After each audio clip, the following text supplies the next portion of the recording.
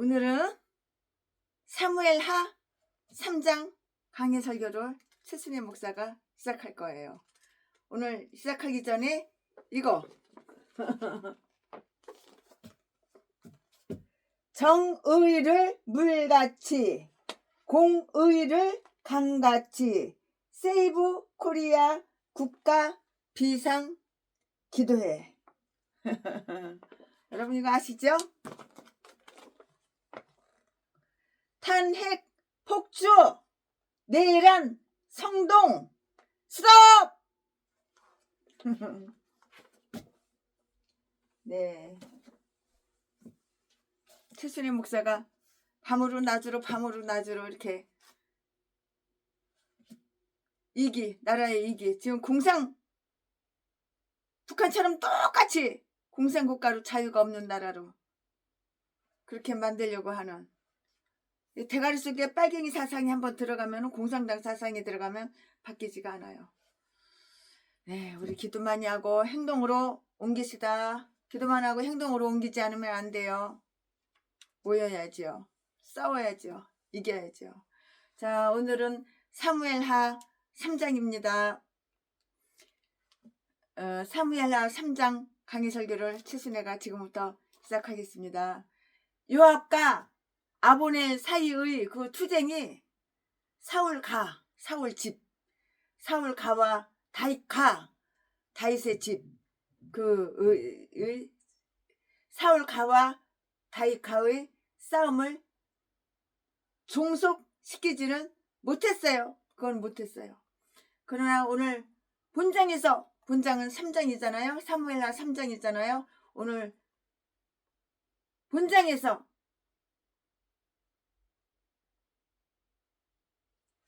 바야흐로 그 싸움은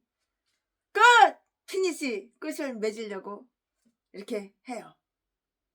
다윗과의 권세는 점점 더 승리했어요. 이 말씀은 1절이에요. 오늘 다 3장이니까 절만 말씀드릴게요. 사무엘하 다 3장이니까 절만 말씀드릴게요. 1절이고요. 다윗의 집, 가정할 때 가예요. 한문으로. 다윗가의 형성 2절부터 5절까지 아브넬과 이스보셋 간의 싸움, 그리고 아브넬과 다윗 간의 약정, 이 말씀은 6절부터 12절까지, 6절부터 12절까지 정해진 약정의 내용, 이 말씀은 13절부터 16절까지 그 조건을 아브넬이 이행했으며 이스라엘을 다윗에게 넘기려고 기도함, 이 말씀은 17절부터 21절까지 요압이 아브넬을 무참하게 살해함, 이 말씀은 22절부터 27절까지 다윗은 아브넬의 죽음으로 인해서 깊이 근심을 한다고요. 이 말씀은 28절부터 39절까지. 자, 지금부터 그러면은 설교 제목은 지속되는 양가의 암투. 지속되는 양가의 암투. 본문 말씀은 사무엘하 3장 1절부터 6절까지. 1절 사울의 집과 다윗의 집 사이에 전쟁이 오래매 다윗은 점점 강하여 가고 사울의 집은 점점 약하여 가니라. 2절 다윗이 헤브론에서 아들들을 낳았으되 맏아들은 암논이라. 맏아들 이름이 암논이에요. 암논이라. 이스라엘 여인 아히노임의 소생이요. 3절 둘째는 길르압이라. 갈멜 사람 나발의 아내 되었던 아비가일의 소연이요. 셋째는 압살롬이라. 구술왕 달메의 딸 마가의 아들이여. 4절 넷째는 아도니아라. 넷째는 아도니아라. 학깃의 아들이여. 5째는 스바다라. 아비달의 아들이여. 5절 6째는 이드람이라. 다윗의 아내 에글라의 소영이니 이는 다윗의 헤브론에서 낳은 자들이더라. 6절 사울의 집과 다윗의 집 사이에 전쟁이 있는 동안에 아브넬이 사울의 집에서 점점 권세를 잡으니라. 아멘. 이거 오늘 본문 말씀입니다. 이 본문 말씀 가지고 강의 설교를 쭉쭉쭉쭉 하겠는데요. 아들을 줄줄이 많이 낳았죠. 마누라가 여러 명이니까는 오늘은 이 마누라한테 아들 낳고 내일은 저 마누라한테 낳고 내일 모레에는 저 아들 마누라한테 낳고 이 마누라 저 마누라 저 마누라 이 마누라 그러다 보니까는 이렇게 아들을 많이 낳은 거예요. 예, 이거 본문 말씀입니다. 아멘. 본문 말씀 이제 이어서 강의 설교를 쭉쭉쭉쭉 하겠습니다. 네, 이 대목에서는 다음과 같은 것을 찾아볼 수가 있어요. 그럼 그 다음과 같은 것이 무엇이냐? 최순애가 지금부터 설명해 드릴 거예요. 다윗의 왕좌가 안정되기 전에 다윗과 사울 가가 벌였던 그 투쟁이 다 나와 있잖아요. 어디에? 1절에 다 나와 있잖아요. 양편이 모두 경합을 벌였어요. 사울과의 사람들은 자기들이 처형을 당하고 수적 감소를 당했으나 순순하게 몰락하려 하지 않았고요. 그래서 그들 간에 전쟁이 있었다는 것은 이상할 것이 하나도 없는 것이에요. 그러나 다윗가가 자리를 잡고요. 따라서 하나님이 자리를 잡게 되기까지 그렇게 긴 전쟁이 필요하다는 사실에 대해서는 아주 이상하게 생각할 것인데요. 진리와 정의가 마침내는 승리할 것이지만 아주 슬기롭고 거룩한 종교를 보기 위해서 그 투쟁을 연장하시는 것이고요. 이 싸움의 아주 지루한 기간은 다윗의 신앙과 인내심을 연단해 주었고요. 결국에 그에게 찾아온 그의 안정된 지위가 그에게 소중한 것이 되게 해 주었던 것이에요.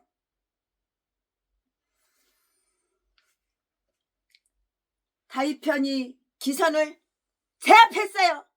다윗 편이 기선을 제압했다고요. 사울과는 힘이 없어. 더 약해지고 점점 약해지고 점점 쪼그라들었어. 그럴 수밖에 없지. 지위와 사람을 잃어갔으며 명성도 다 잃어버렸어요. 누가? 사울가. 사울집 사울가. 그래서 이제는 아주 볼품없는 집구석이 집안이 되었고요. 누가? 사울가. 사울 집구석이 그랬다고. 모든 사업에 실패하는 쪽쪽이 다 말아쳐먹고 모든 사업에 다 실패를 거듭했다고요. 누가? 사울가. 사울 집구석이 그랬다고. 그러나 다윗의 집안은 점점 강해졌어요. 스트롱 강해졌다고. 이대하고 강하신 주님, 우리 주 하나님. 그러나 다윗과는 점점 강해졌어요. 다윗의 집안은 점점 강해졌어요. 많은 사람들이 몰락해 가는 사울과 사울 집구석을 버리고 지혜롭게도 언젠가는 다윗의 승리하리라는 그 신념 하에서 다윗의 희하로 모여들었는데요. 아주 성결되었으나 단지 부분적으로밖에 되지 못한 성도들의 마음속에 일어나는 그 은총과 죄악의 갈등을 여기에 기록되어 있는 사실에다가 비교하는 것도 적당하리라고 이렇게 볼 수가 있는데요. 은총과 죄악 사이에는 오랜 갈등이 있다고요.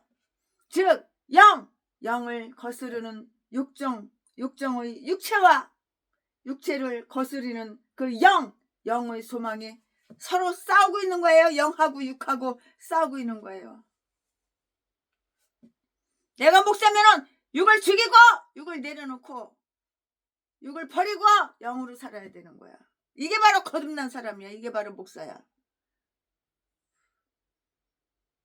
육으로 사는 빨갱이들, 전라도 개목사들 다 뒤져버려야 되는 거야. 어차피 지옥 갈 인생이니까. 이 개싼 것들은 눈깔만 뜨면은 나 어려워, 나 힘들어, 동양한 부줍시오. 후원 새마을금 거 통장, 은행 통장 사진 찍어가지고 수백 군데 수천 군데 돌려가지고 남의 돈이나 뽑아서 배때기나 채우고 잘 처먹고 놀러나 다니고, 대가리 속에 들어있는 거는 공상 사회주의로, 공상 빨갱이로 대가리 속에 깍깍 차가지고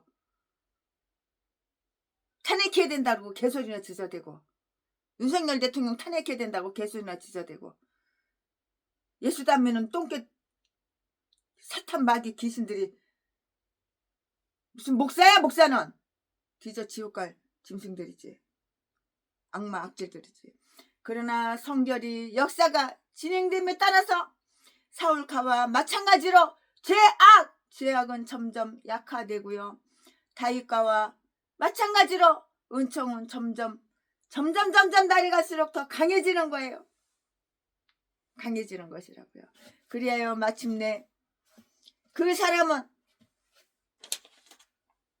완전한 인간이 되기에 이르며 의가 승리를 거두기에 이른다고요. 의가 승리를 거두기에 이른다고요.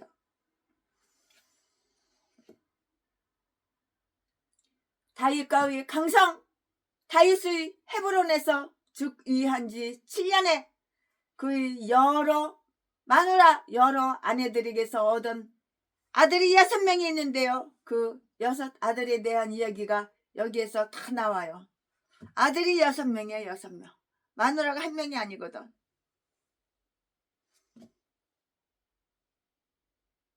아들이 남자만 아들만 6. 그 여러 아내에게서 얻은 6 아들에 대한 이야기가 여기에 나오는데요. 아마 이 사실이 여기에 기록된 것은 이것이 다윗의 건세에 도움이 되었을 것이기 때문이고요. 자식은 그 집안의 안전이 있기 때문에 태어난 것이고요. 그들이 몸담고 있는 그 공동체에 새로운 안전을 약속해 주는 것인데요. 자식이 많은 자는 성문에서 원수와 이야기할 수 있게끔 아주 이렇게 강성해진다고요. 시편 127편 5절에 기록이 되어 있어요. 사울의 아들들의 죽음이 사울의 권세를 약화시켰듯이 다윗의 아들들의 그 출생은 다윗의 권세를 아주 강화시켜 주었다고요. 율법에 어긋나게 신명기 17장 17절 말씀에 아내를 많이 둔 것은 다윗의 잘못이었어요. 마누라 1명이면 됐지만 마누라를 갖다가 그렇게 줄줄이 사탕으로 그렇게 많이 둔 거는 이거 다윗의 잘못이라고요. 마누라 1개면 됐지. 몇 개야 몇 개 도대체 마누라가. 그러니까 아들을 6명이 이 여자한테 나고 저 여자한테 나고 저 여자한테 이 여자한 줄줄이 나가지고. 아들 장장 6명이야. 6명만 되겠어. 이제 앞으로도 또 이제 계속 줄줄이 사탕이지. 율법에 어긋나게 신명기 17장 17절에 아내를 많이 둔 것은 다윗의 잘못이었는데요. 그리고 그것은 그의 후계자들에게 나쁜 본을 보이게 되었다고요. 그게 뭐 좋은 본이 되겠어요? 나쁜 본이죠. 그리고 그것은 그의 후계자들에게 나쁜 본을 보이게 되었는데요. 이 7년 동안 그 아내들에게서 각각 하나씩의 아들을 얻게 되었는지는 나타나 있지 않고요. 어떤 사람들은 한 아내에게서 많은 자손을 얻고요. 또 명예와 위안도 더 받는다고요. 이 아들들 중에 어느 누구도 아주 훌륭한 자가 되었다는 기록은 없어요. 그들 중에서 암몬과 압살롬과 아도니아는 아주 악명을 떨쳤는데요. 그러므로 우리는 우리의 집안을 이루어 나감에 있어서 두려운 마음으로 기뻐해야 하는 것이에요. 아주 기뻐해야 하는 것이에요. 아비가일도 아들을 낳았어요. 아비가일 아시죠? 아비가일도 낳았어요. 아들을 낳았어요. 아비가일이 낳은 아들은 이름이 뭐냐? 길르압.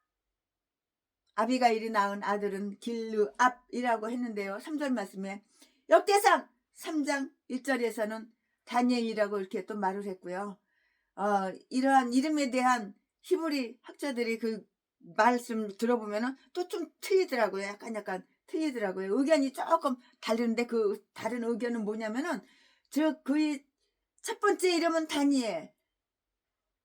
하나님이 나를 심판하셨도다. 즉 나발에 대한 일로라는 것이고요. 그러나 다윗의 원수들이 그를 조롱하여 이르기를 그는 나발의 아들이지 다윗의 아들이 아니도다 라고 이렇게 말을 했다는 거예요. 이게 조롱하는 거예요. 희롱하는 거예요.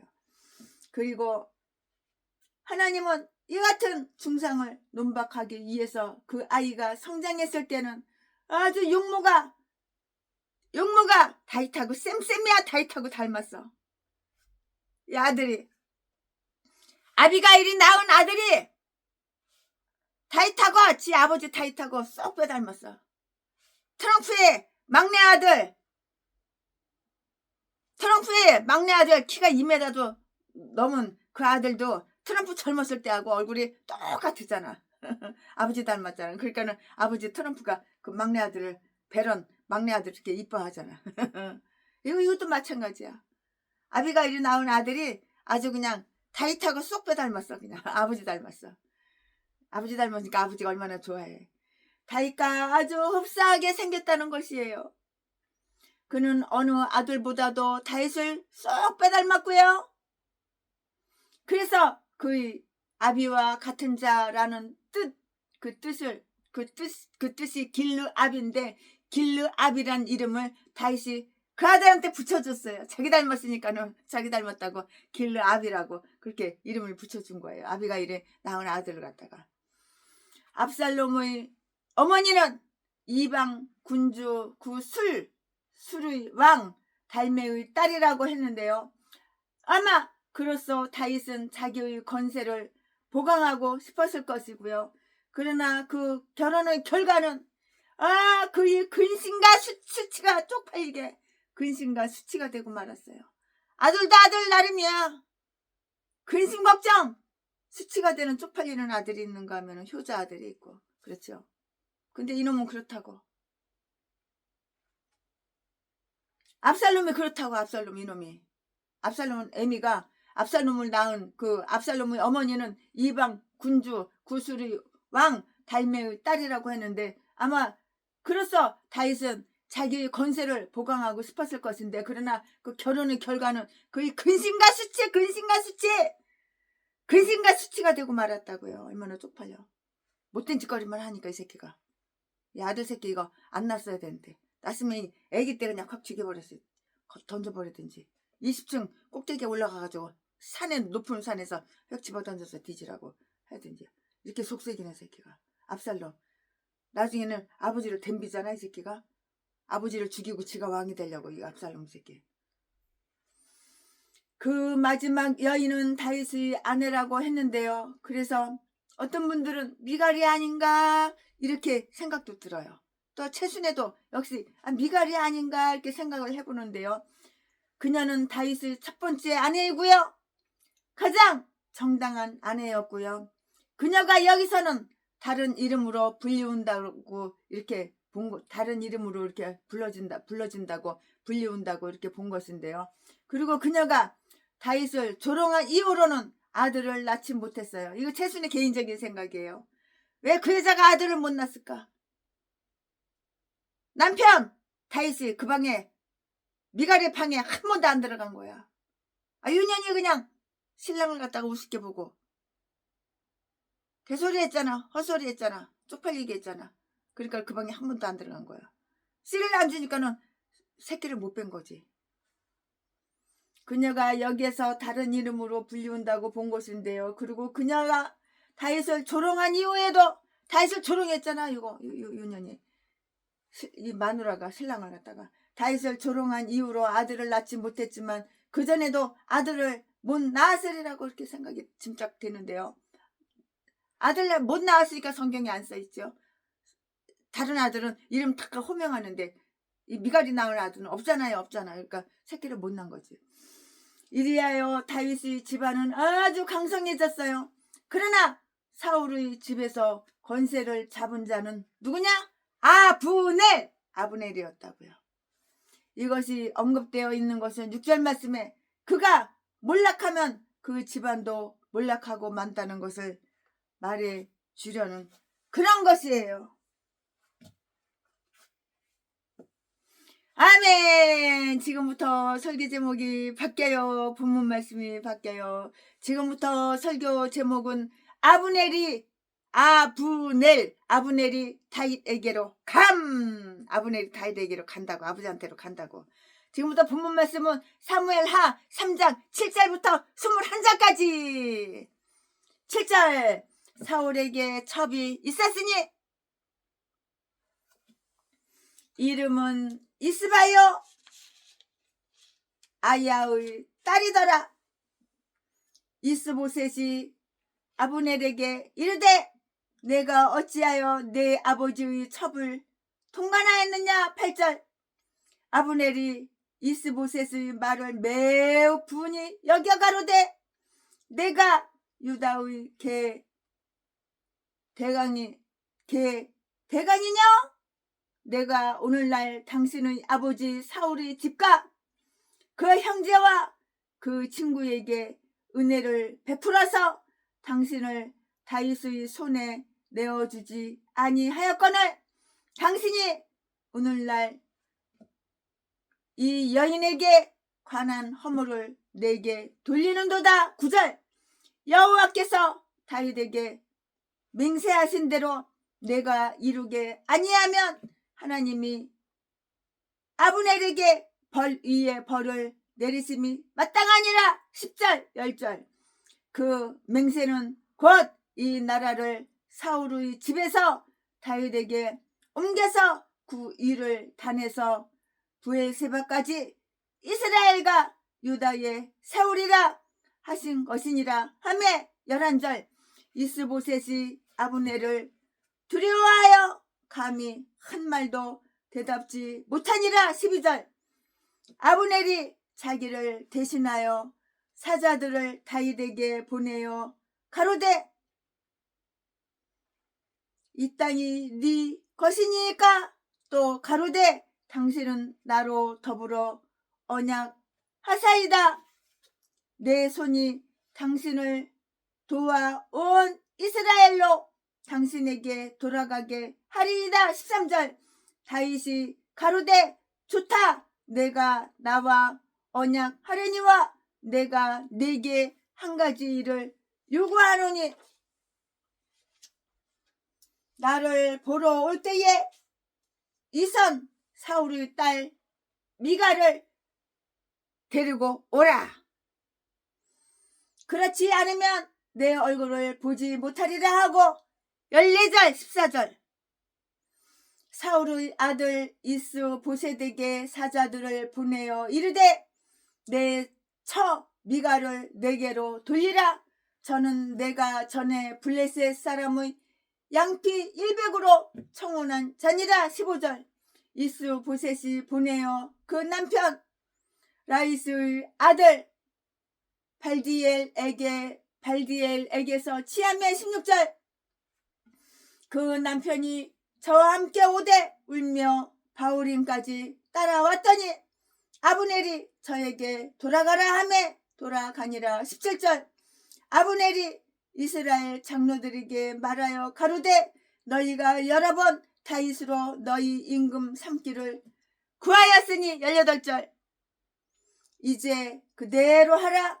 여호와께서 이미 다윗에 대하여 말씀하시기를 내가 내 종 다윗의 손으로 내 백성 이스라엘을 구원하여 블레셋 사람의 손과 모든 대적의 손에서 벗어나게 하리라 하셨음이니라 하고 19절 아브넬이 또 베냐민 사람의 귀에 말하고 이스라엘과 베냐민의 온 집이 선히 여기는 모든 것을 다윗의 귀에 구하려고 헤브론으로 가니라. 20절 아브넬이 종자 20인으로 더불어 헤브론에 이르러 다윗에게 나아가니 다윗이 아브넬과 그 함께한 사람을 위하여 잔치를 배설하였더라. 21절 아브넬이 다윗에게 고하되 내가 일어나 가서 온 이스라엘 무리를 내 주 왕을 앞에 모아 더불어 연약하게 하고 마음의 원하시는 대로 모든 것을 다스리시게 하리이다. 이에 다윗이 아브넬을 보내매 저가 평안히 가니라. 아멘. 이거 오늘 본문 말씀입니다.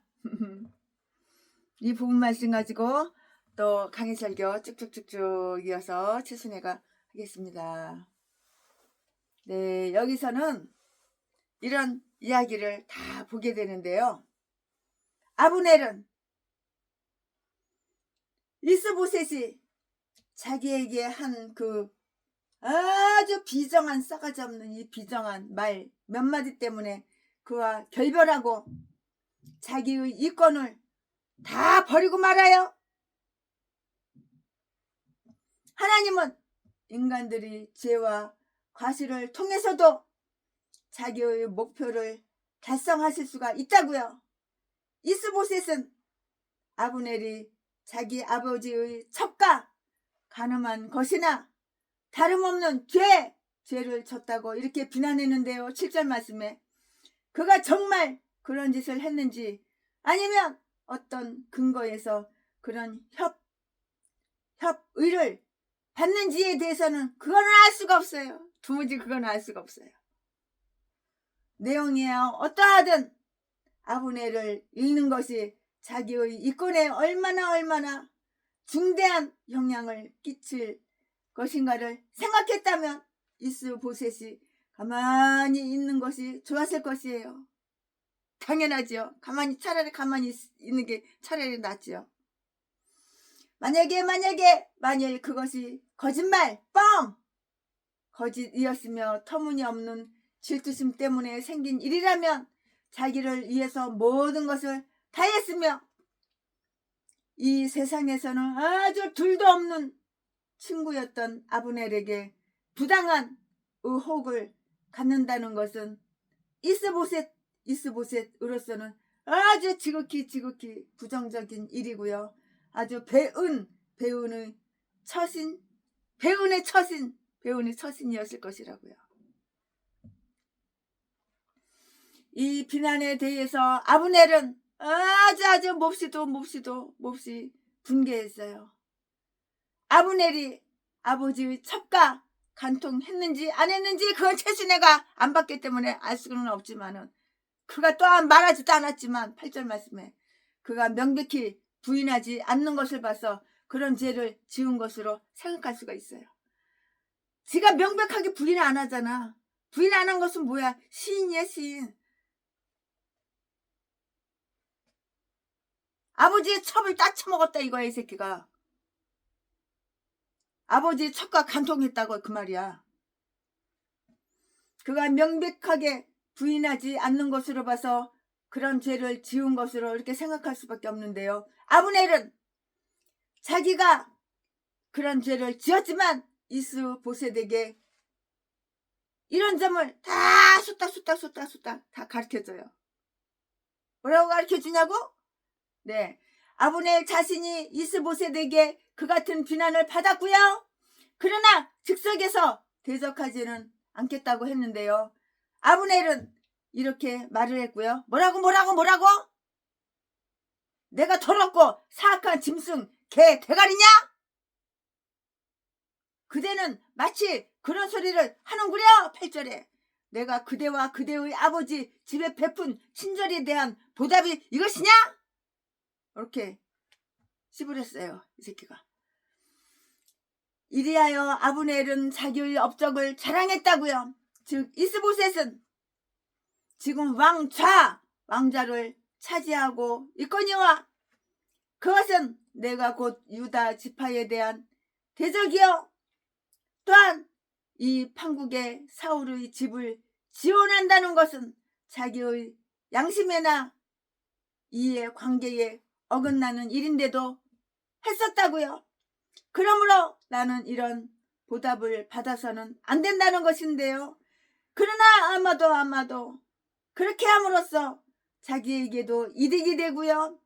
자기의 야망을 달성할 수 있게 되지 않았다면 아브넬이 그런 일을 열심히 해주지는 않았을 것인데요. 아주 교만한 사람은 비난, 특히 자기들이 은혜를 베푼 자들에게서 받는 그 비난에 대해서는 아주 참을 수 없다는 것을 우리는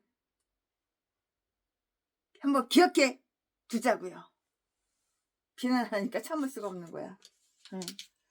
아브넬 자기는 이스보셋에게 기필코 복수하리라고 이렇게 한 거예요. 내가 기필코 복수해야지 이렇게 한 거예요. 이 말씀이 어디에 있냐면 9절과 10절에 있어요. 9절과 10절에 아브넬은 이스보셋에게 이것을 단호하게 통보했고요.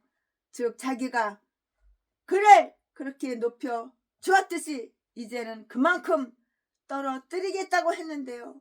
아브넬은 하나님께서 친히 다윗에게 나라를 주시겠다고 이렇게 맹세했으며 자기는 그것을 알고도 야심 때문에 자기의 힘으로 그것을 지지하고 있었다고 이렇게 다 얘기해 주었는데요. 그러나 지금은 하나님의 뜻을 생각한다는 미명하에서 실상은 복수심 때문에 그 섭리에 순응하겠다고 이렇게 했고요. 자기들이 정욕을 숭상하는 자들은 많은 주인을 섬기게 된다고요. 그리고 그 주인들은 제각기 이리저리 몰고 가기 때문에 아무리 정신을 차리더라도 그들은 자가당착에 의해서 피해를 입게 되는 법이라고요. 아브넬의 그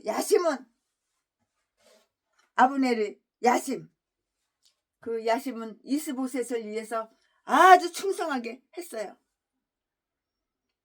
그러나 이제 그의 원하는 그를 다윗에게 아주 충성하게 만들었다고요.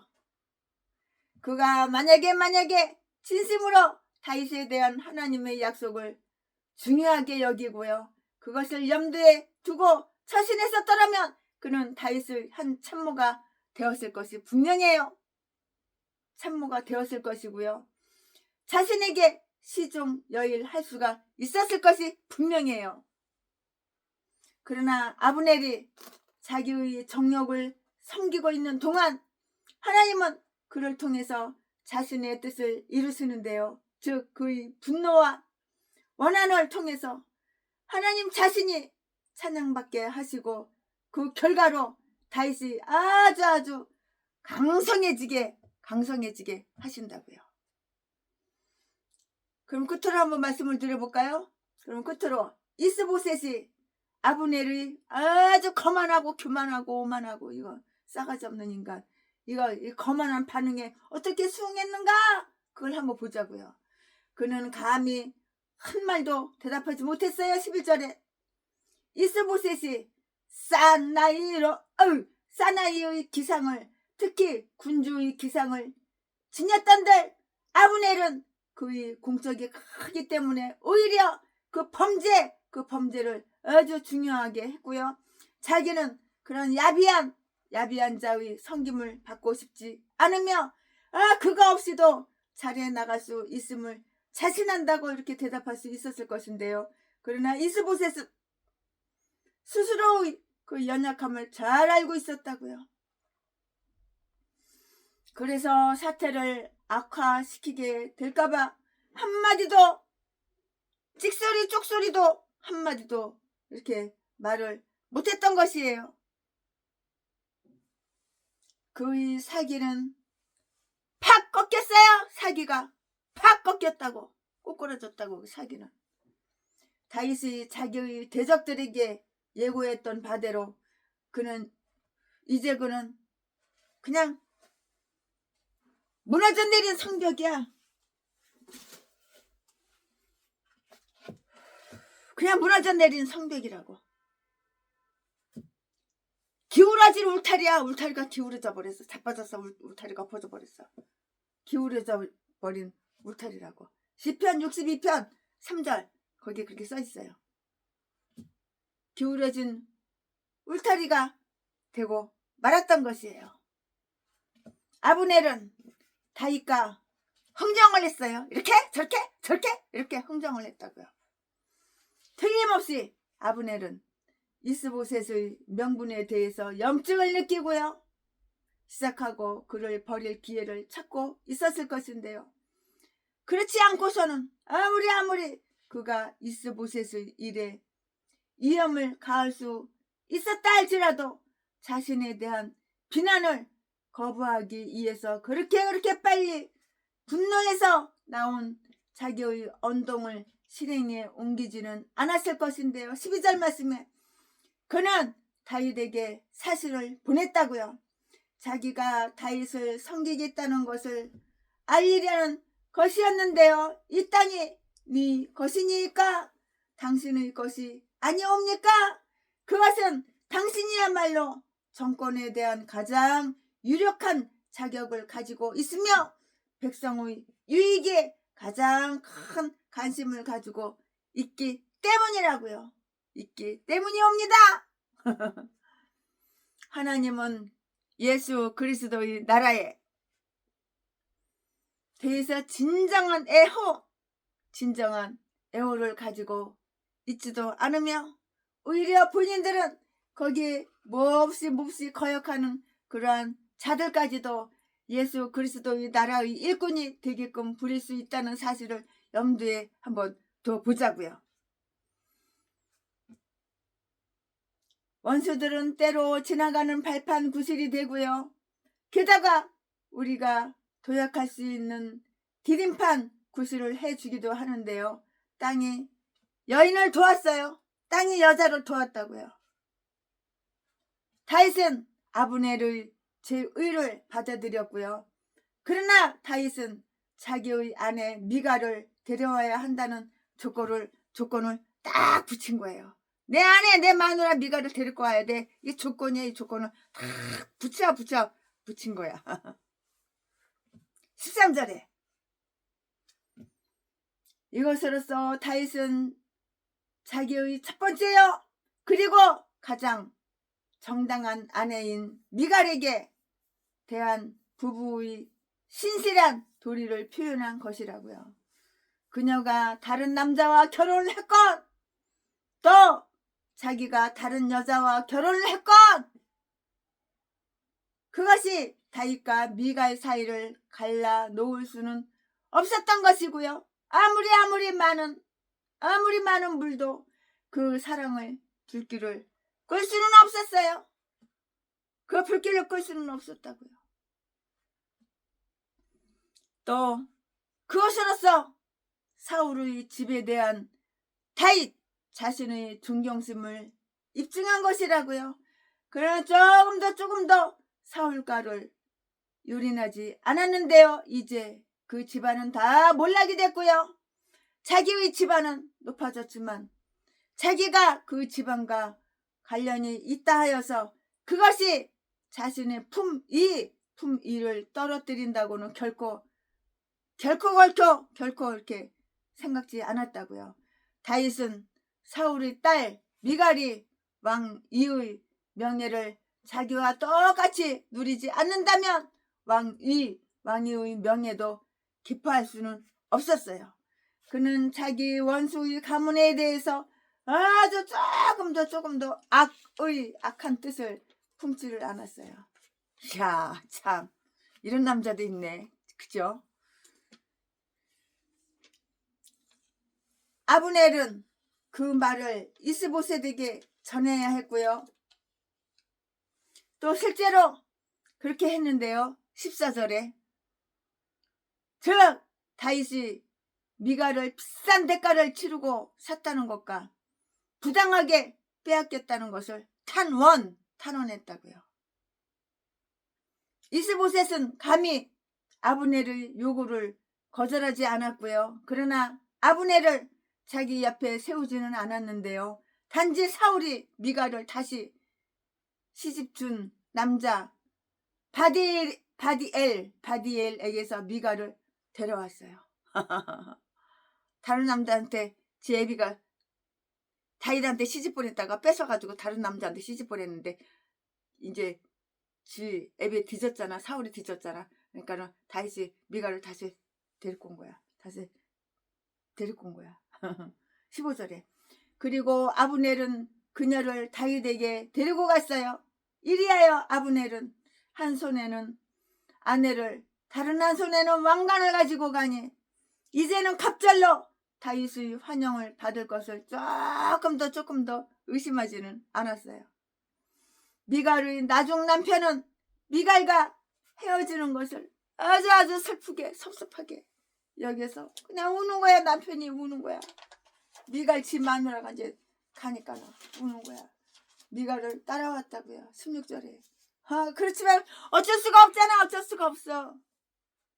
그러나 어쩔 수가 없었다고요. 자기를 탓할 수밖에 없죠.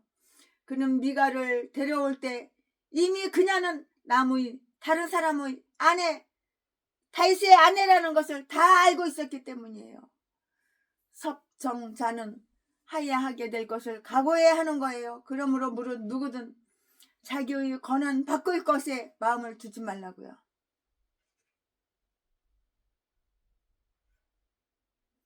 어떤 불화로 헤어져 버린 부부들은 하나님의 축복이 있어서 다시 화합되기를 기대한다면 다시 화합하라고요. 그리고 지난날의 모든 화근을 잊어버리고 하나님이 정하신 거룩한 규례에 따라서 다시금 서로 사랑하며 이렇게 살아야 하는 것이에요. 아브넬은 이스라엘 장로들과의 이해 관계를 이용하여 그들을 다윗에게로 다 넘겨주는데요. 그들의 향방에 따라서 대중들이 움직일 것을 다 알았기 때문이고요. 이제 그가 전향하고 나자 다윗을 편들어서 다윗이 이스라엘의 택함받은 자임을 환원할 수 있게 된 것이라고요. 이 말씀은 어디 있어? 17절에 다 기록이 되어 있어요. 17절에. 너희가 과거 여러 번 그로 다윗으로 너희 왕을 삼고자 했었도다.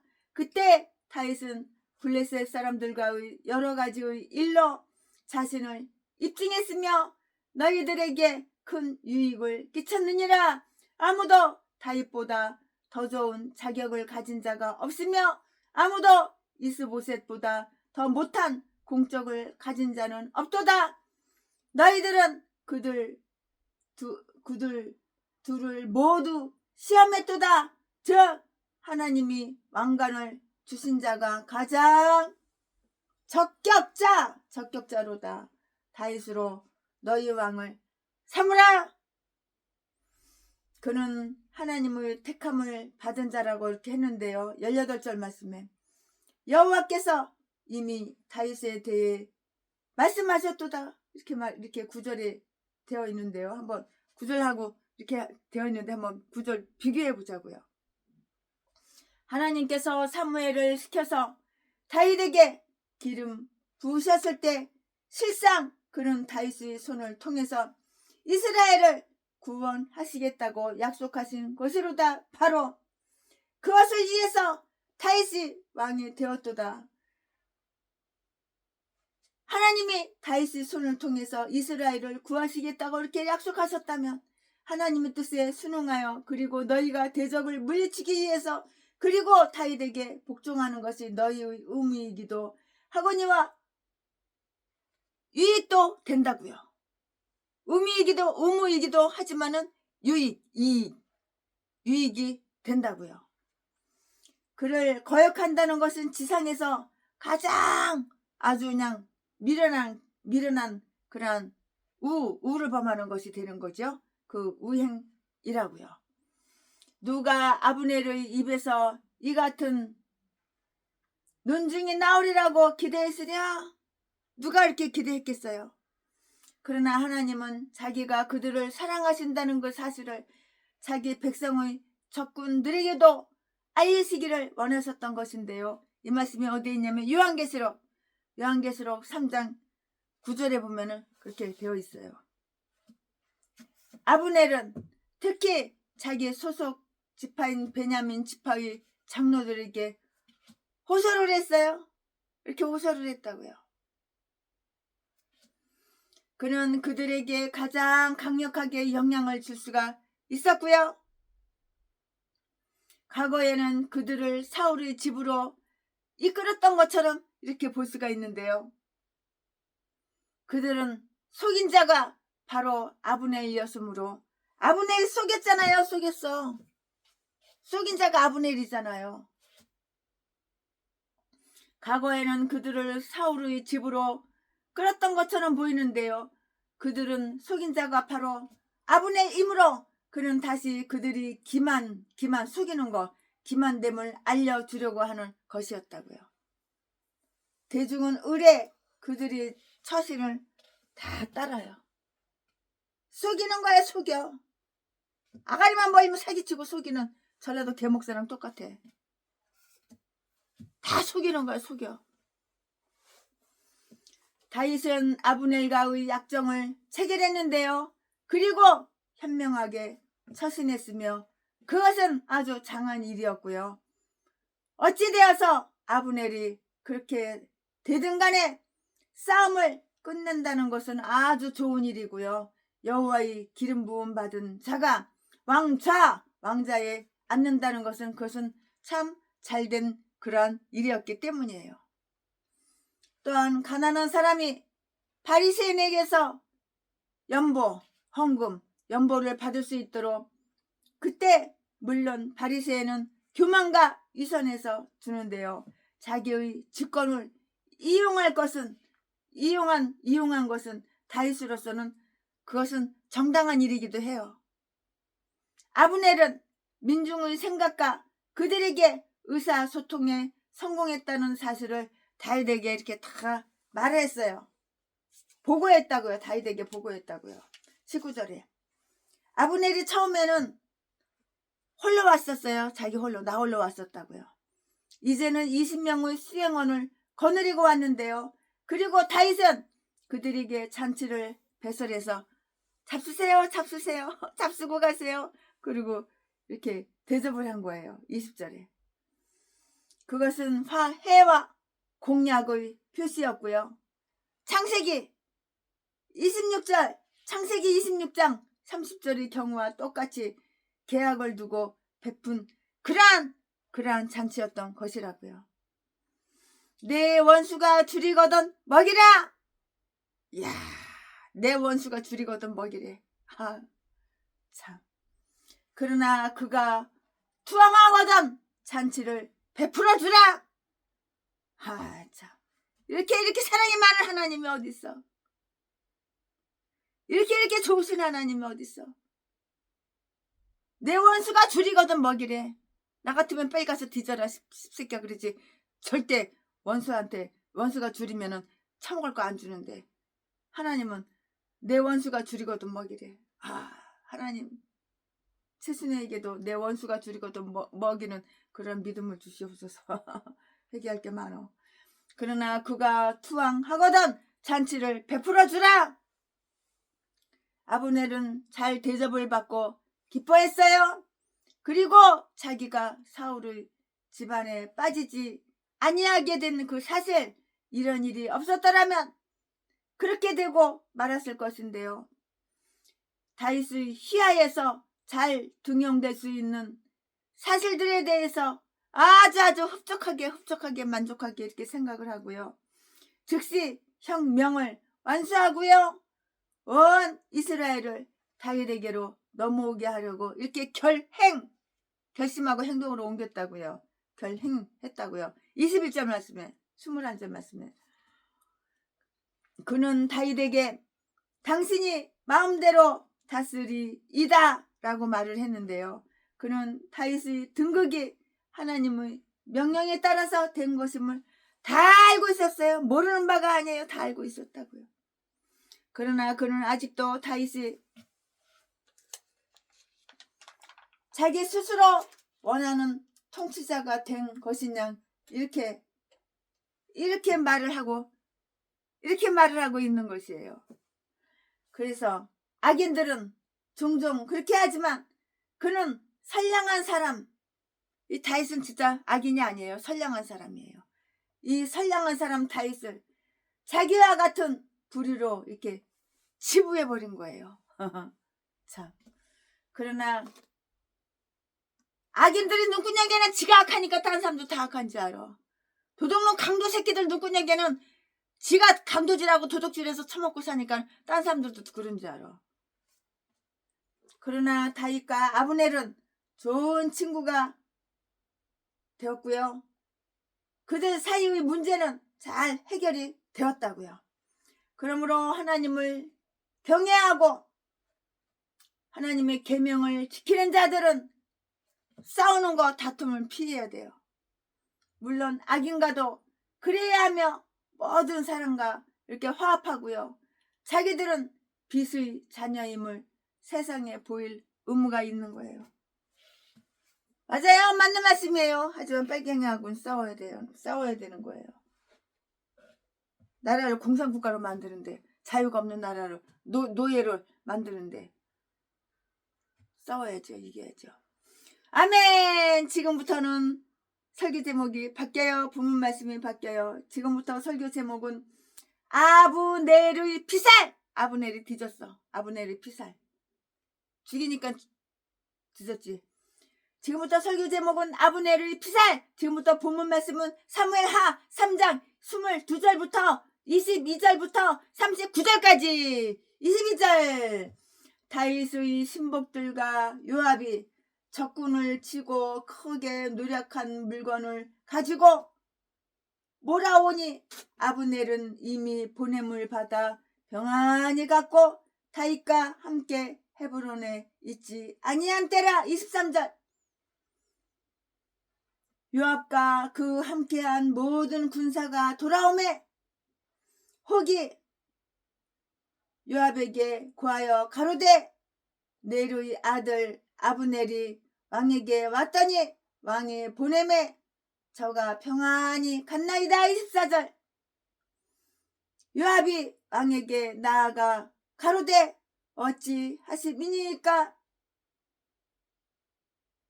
아브넬이 왕에게 나왔거늘 어찌하여 저를 보내어 잘가게 하셨나이까. 25절. 왕도 아시려니와 넬의 아들 아브넬의 온 것은 왕을 속임이라. 왕의 출입하는 것을 알고 뭐든 하시는 것을 알려 함이니이다 하고. 26절. 이에 다윗에게서 나와서 사자들을 보내어 아브넬을 쫓아가게 하였더니 시라 우물가에서 저를 데리고 돌아왔으나 다윗은 알지 못하였더라. 27절. 아브넬이 헤브론으로 돌아오매 요압이 더불어 중령이 말하려는 듯이 저를 데리고 성문으로 들어가서 거기서 배를 찔러 죽이니 이는 자기의 동생 아사헬의 피를 인함이더라. 28절 28절. 그 후에 다윗이 듣고 이르되 넬의 아들 아브넬의 피에 대하여 나와 내 나라는 여호와 앞에 영원히 무죄하니 죄가 없다 이거죠. 29절 그 죄가 요압의 머리와 그 아비의 온 집으로 돌아갈지어다.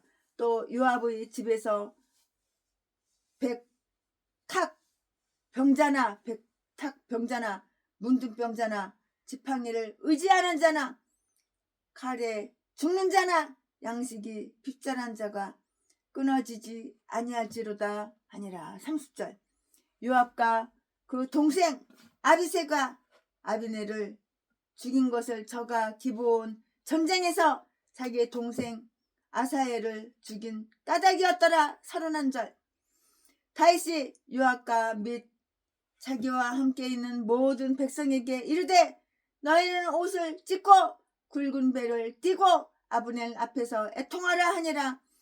다윗 왕이 사면을 따라가서 32절 32절 아브넬을 헤브론에 장사하고 아브넬의 무덤에서 소리 높여 울고 백성도 다 우니라. 33절 왕이 아브넬을 이하여 애가를 지어 가로되 아브넬의 죽음이 어찌하여 미련한 자의 죽음 같은고. 54절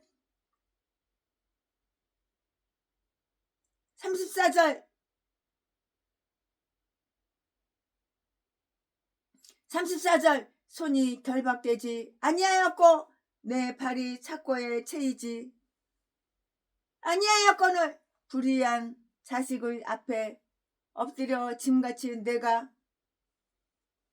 엎드려졌도다 하며 온 백성이 다시 그를 슬퍼하여 우니라. 35절 성양의 뭇 백성이 나와 다윗에게 음식을 권하니 다윗이 맹세하여 가로되 내가 해지기 전에 떡이나 다른 것을 맛보면 하나님은 내게 벌 위에 벌을 내리시리 마땅하니라 하며 36절 온 백성이 보고 기뻐하며 왕이 무슨 일을 하든지 무리가 다 기뻐함으로 37절 이날에야 온 백성과 온 이스라엘이 넬의 아들 아브넬을 죽인 것이 왕의 한 바가 아닌 줄을 아니라. 38절 왕이 그 신복에게 이르되 오늘 이스라엘의 방백이여 너는 대인이 죽은 것을 알지 못하느냐. 39절 내가 기름 부음을 받은 왕이 되었으나 오늘날 약하여서 수리야의 아들인 이 사람들을 제어하기가 너무 어려우니 여호와는 악행한 자에게 그 악한 대로 갚으실지로다 하니라.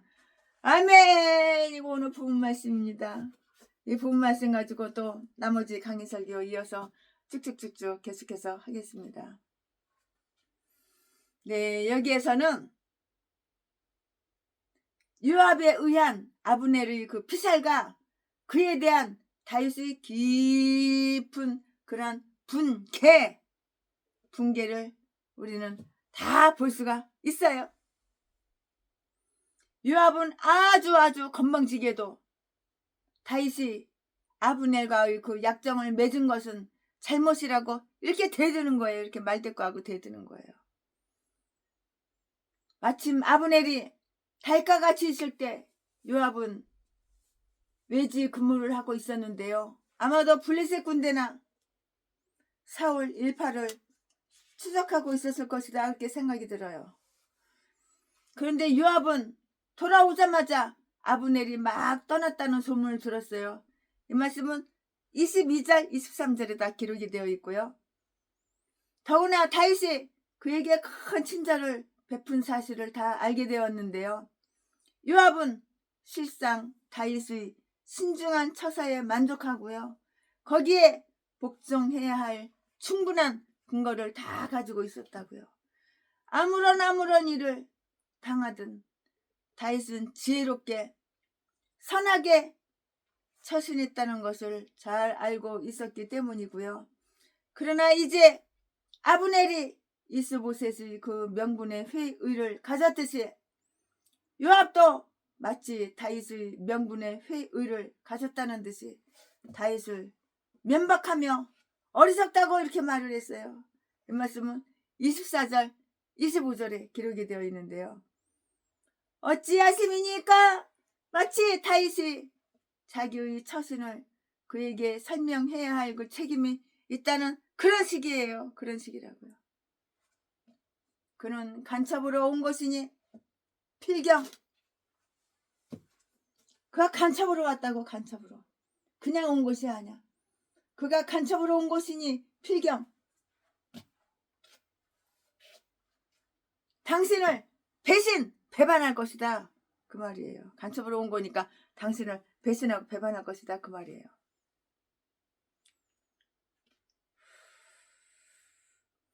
과연 요압이 자기 군주에게 이런 말을 할 수 있을 만큼 뻔뻔했는지, 다윗이 그것을 견딜 만큼 인내심이 강했는지 최순애로서는 알 도리가 없어요. 그렇지만 사실 요압은 다윗을 뭐라고 얘기했냐면 바보라고 했어. 바보 멍충이. 바보라고 불렀어요. 아브넬이 자기를 속이려고 왔는데도 그냥 그걸 다 고지고대로 믿었으니까 바보 맞죠. 믿을 건 믿어야지. 속이는데 다 무조건 다 믿어. 최순애도 바보지요. 전라도 개목사 제비목사 새끼가 거짓말 시키는 거 그걸 순수하게 다 믿었으니까. 그러니까 평내순복음교회 박영수 전철역 평내혹평역 세트전도 그 새끼가 독약을 몰래 음식이 야금야금 먹이고 속으로는 그렇게 독약을 먹이고 겉으로는 잘해준 척 겉으로는 가식적인 사랑 속으로는 나를 죽이려고. 깔만 뜨면 이 새끼가 나한테 아가리 씨부리 된 게 있어. 최순애 목사 최순애 그 건물 7채 다 내 이름으로 등기 해줘. 내 아들 이름으로 다 등기 해줘. 그랬거든. 근데 나는 건물 하나 팔아가지고 이 새끼 그 30억 정도 되는 거 그 교회를 건물 아예 사주려고 그랬거든 내가.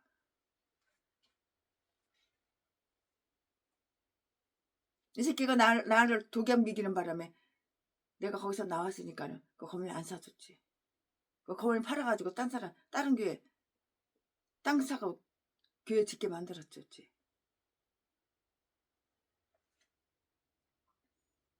아브넬이 자기를 속이려고 왔는데도 그를 믿었기 때문이에요. 최순애는 이제는 안 믿어요. 고양이 전라도 그러면은 이거 미친 개, 이거 수컷, 암컷 이렇게 짐승으로 생각하지 사람으로 취급도 안 해요. 다 이렇게 썩어빠진 대가리가 썩어빠진 이런 악마 악질 독사들밖에 없으니까.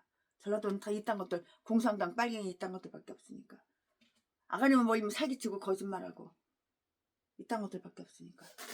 이에 대해 다윗이 뭐라고 했는지는 알 수가 없는데요. 이스보셋이 아브넬을 무서워서 말을 못했듯이 11절에 사실은 무서워서가 아니라 아마도 요압을 무시해서 말대꾸를 하지 않았을 것이에요. 아니면 요압이 다윗의 답변을 기다릴 수 없을 만큼 오만한 인간. 그러니까 아예 상종을 안 해줬겠죠. 오만한 인간이니까. 요압은 무모하게도 아브넬을 다시 불러오게 하려고요. 사람을 보냈는데요. 그와 은밀히 의논할 일이 있다고 이렇게 구실을 붙였어요. 사실은 죽이려고. 칼로 배때기 주시려고. 그러는 건데. 아브넬은 아무것도 모르고 천진하게 헤브론으로 돌아왔고요. 그리고 성문에서 요압이 기다리는 것을 보고 그에게 다가가서 은밀하게 말했어요. 그는 자기가 이사야를 죽일 때 내가 어찌 그대의 형 요압에게 낯을 들랴 2장 21절라고 이렇게 말했던 것을 새카맣게 잊고 있었던 것인데요. 그리고 그때 요압은 그를 쳐 죽였어.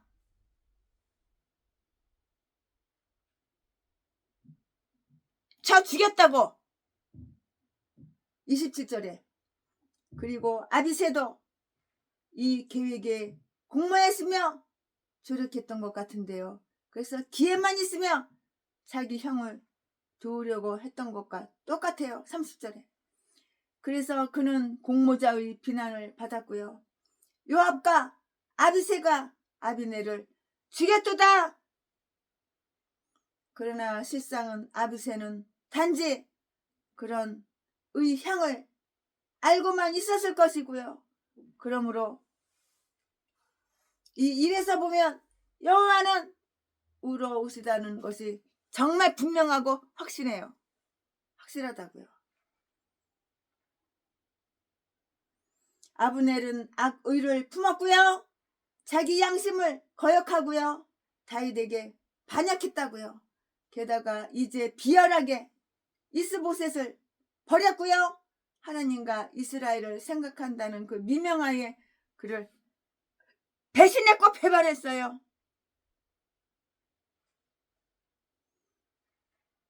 그러므로 다윗은 비록 이스라엘을 통일이라는 지극히 선한 사업을 기도하고 있었지만 하나님은 그토록 사악한 자를 들어 쓰시려 하지 않으셨고요. 아브넬과 같이 야비한 인간에게는 심판이 기다리고 있는 거예요. 심판이 기다리고 있다고요. 아브넬과 같은 야비한 인간에게 심판이 기다리고 있다. 그러나 요압이 불의하며 그가 한 행동이 악하다는 것은 지극히 분명해요. 명백해요. 다윗은 하나님의 마음을 따르는 자였고요. 그러나 그의 주변에는 그의 마음을 따르는 자들이 하나도 없었어요. 한 명도, 한 사람도 없었어요. 수많은 선왕, 선한, 선량한, 착한 그런 왕들이 나쁜 신하들을 거느리고 있었는데요. 이런 짓을 한 그 구실로서 매우 부당했고요. 아브넬은 사실 요압의 동생 아사헬을 죽였는데요. 그리고 요압과 아비새는 그의 피를 원한을 갚으려고 가면을 싹 쓴 거예요. 가면을.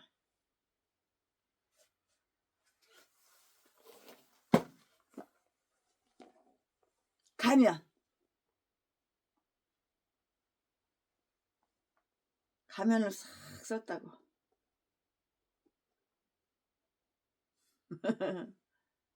가면을 썼다고. 가면.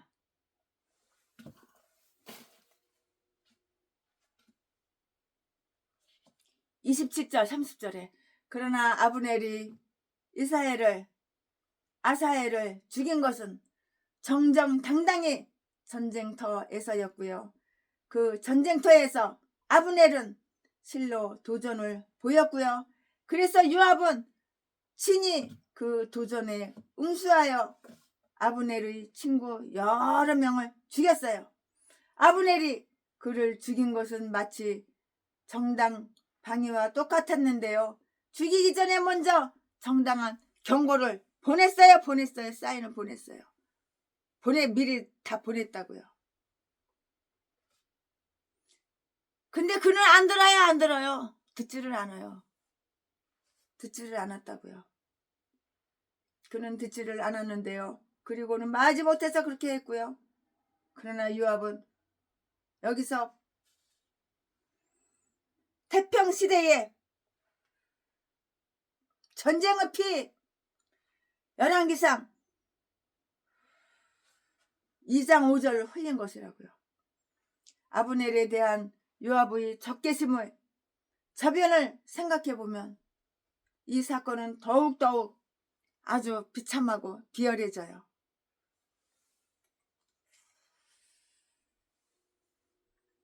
요압은 당시 다윗 군대의 장군이었고요.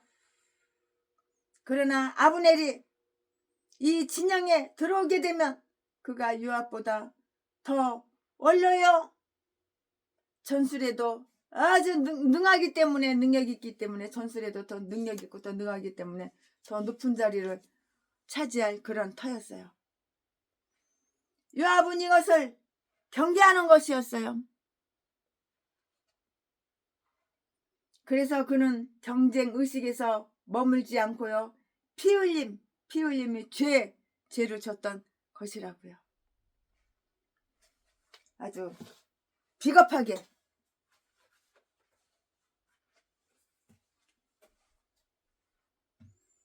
그리고 조용히 비겁하게 조용히 나 너한테 할 말이 있어. 나 당신한테 할 말이 있어. 그래가지고 싹 유인하고 나서 거기서 골목에서 문 앞에서 팍 찔러서 죽여버린 거야. 유인해가지고 유인할 때는 살짝 미소를 지었겠지. 부드러운 표정을 지었겠지. 아주 비겁하지. 내가 너 죽일 거야! 안 그랬어.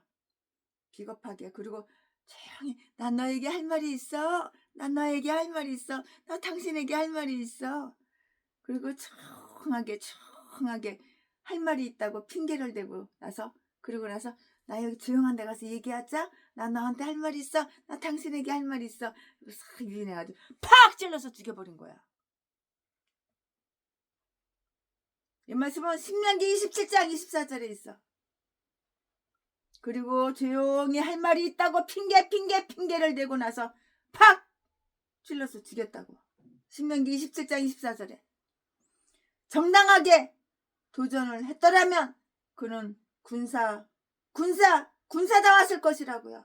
그러나 자객처럼 은밀하게 비겁한 겁쟁이처럼 이렇게 죽인 거예요. 그의 말은 기름보다 더 매끄럽게 친절하게 부드럽게. 그러나 뽑힌 칼이야. 칼이 한번 뽑히면 푹 찌르는 거야. 그러나 뽑힌 칼이로다. 시편 55편 21절. 그는 역시 이처럼 비열하게 아마사도 이렇게 죽여버렸어요. 20장 9절 10절. 이런 짓은 다윗에 대한 모독이요 권리 침해였다고요. 이런 짓은 다윗에 대한 모독이요 권리 침해였어요. 요압도 알다시피 다윗은 아브넬과 협약을 맺고 있었던 것인데요. 아브넬은 당시 사실상은 자기의 주인의 심부름을 하고 있는 중이었고요. 따라서 요압은 바로 다윗의 측면을 공격한 그러한 셈이었어요.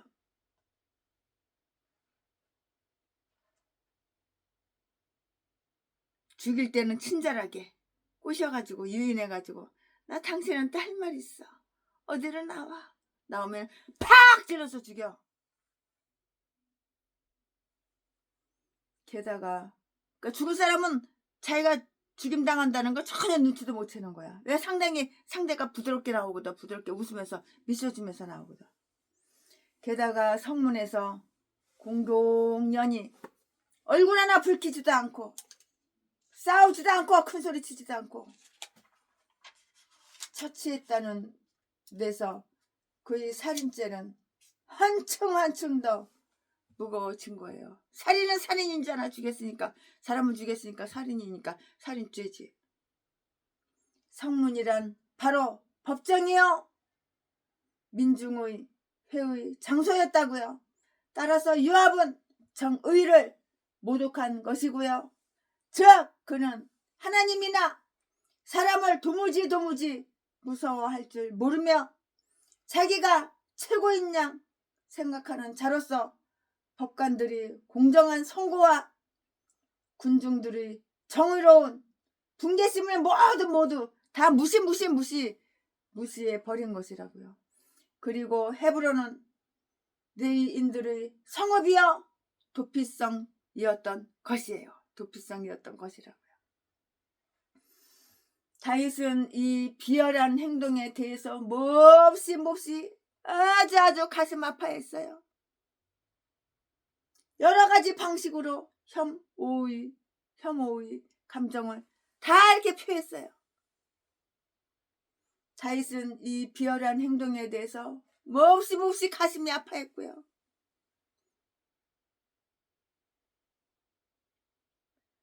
여러 가지 방식으로 혐오의 감정을 다 표시를 했는데요. 그는 아브넬의 피의 죄책에 대해서는 그냥 손을 씻어버린 거예요.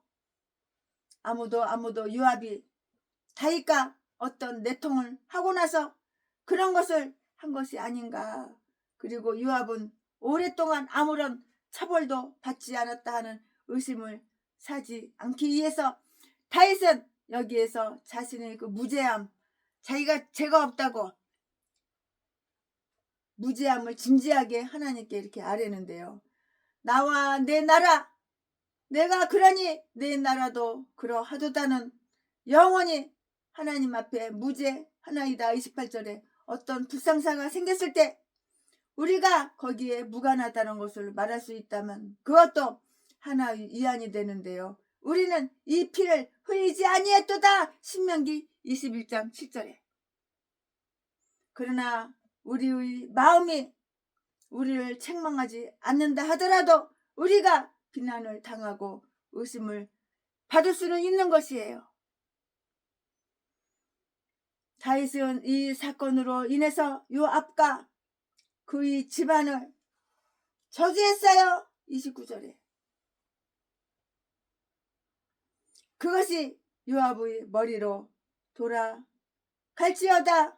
피가 요압을 고발하여 부르짖으며 하나님의 복수가 그에게 임하기를, 어떤 유전적인 질병이나 그 밖의 어떤 방식으로든 그의 자식들에게 징벌이 임할지어다. 이 처벌이 지연되면 일단 그 처벌이 내렸을 때는 그만큼 오래 지속되리라. 이 자손들이 유출병이나 뭉둥병같이 사회생활을 금지시키는 그런 질병으로 인해서 혐오스럽게 낙인이 찍힐지어다. 그들이 거지나 불구자가 되어서 제 명을 다 살지 못하게 될 것이고요. 그도 요압의 혈족이라는 그 말을 듣게 하리라. 이렇게 말을 했어요. 이 말을 보면은 피 흘림의 죄는 집안의 저주가 된다는 것을 우리는 알 수가 있잖아요. 피 흘려 그 집안의 저주가 되는 거예요.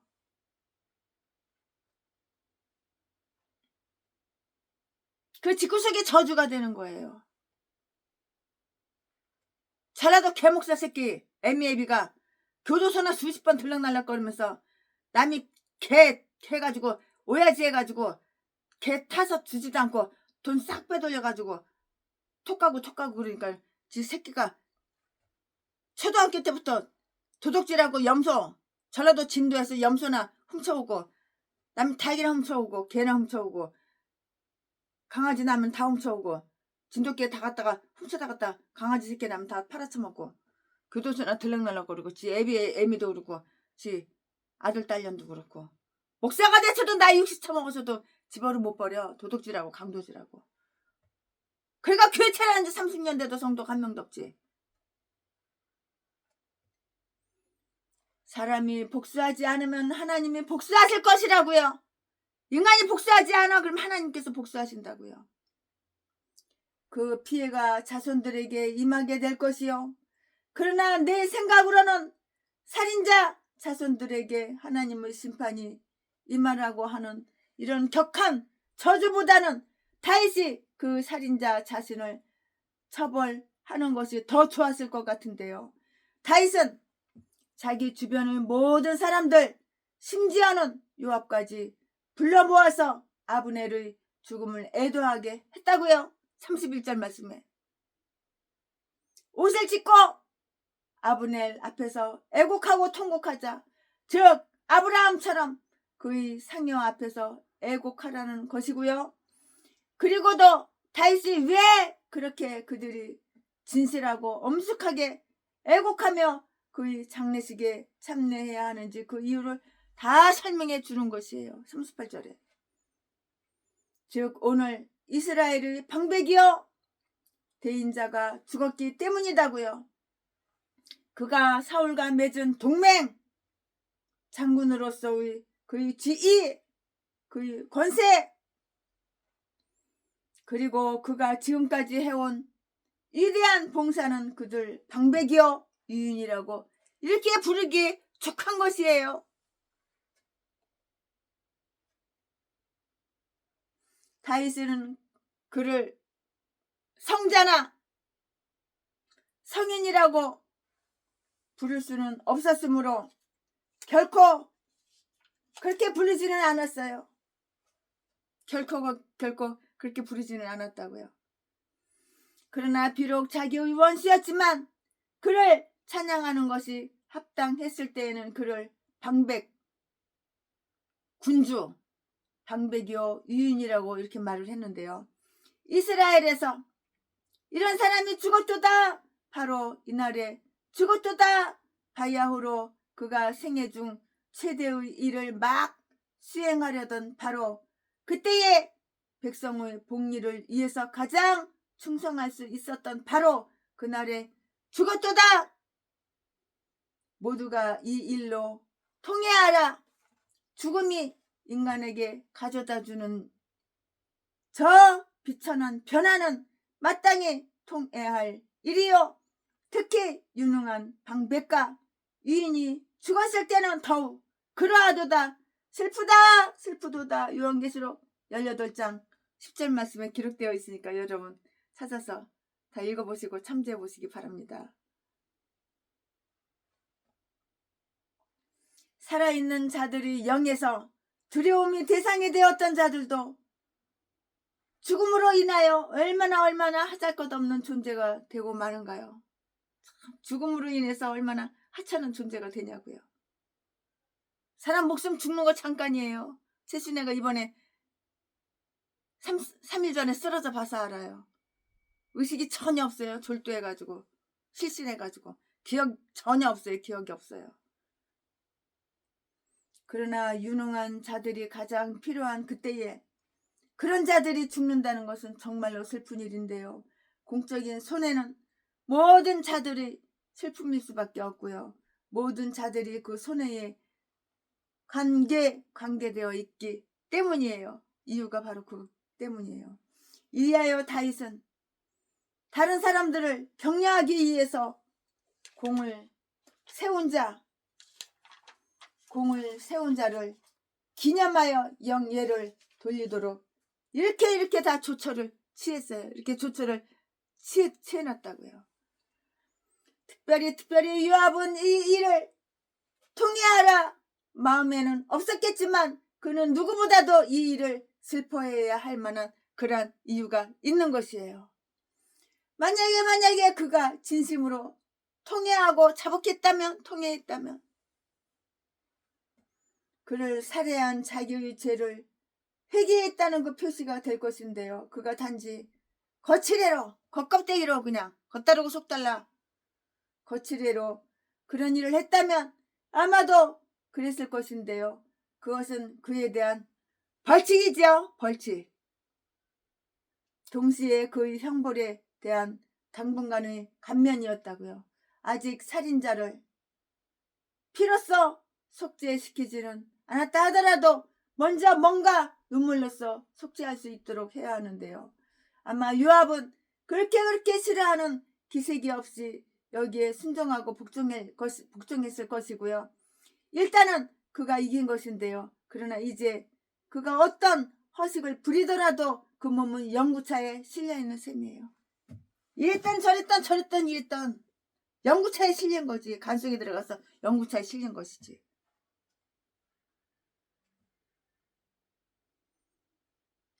즉 성인으로 추앙받게 하라고요. 그러면 그럴 때 죽음을 면한다고요. 다윗 자신이 마치 상주인 양 시체를 뒤따르며 무덤에서 장례 식사를 했는데요.